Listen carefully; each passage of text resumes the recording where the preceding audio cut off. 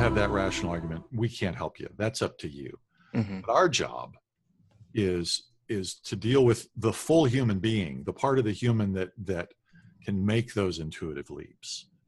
How do we go about doing that? So that's what I'm all about. That's what I'm working on these days. Did I say anything worthwhile?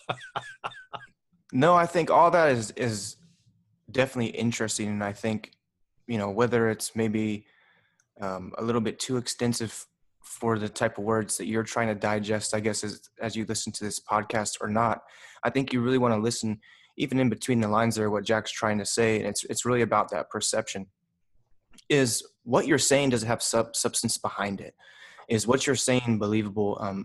Is your focus to drive a sale or a download, or is your focus to generate loyalty? And I think that's why our talks are so interesting or intriguing to me, is because, number one, you can't really pigeonhole every client and give a definitive answer or solution anyways when it comes to branding or loyalty commitment like you do.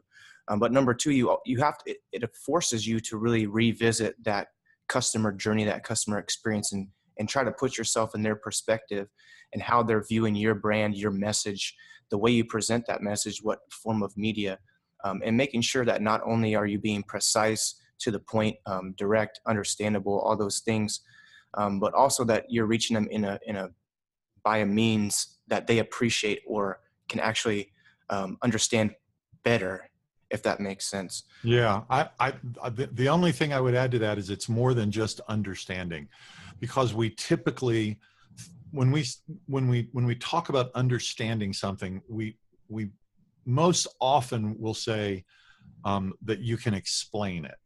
Mm-hmm. Explain something requires language. True. Language comes from the dominant side of our brain. Intuition operates on the opposite side, the non-dominant side.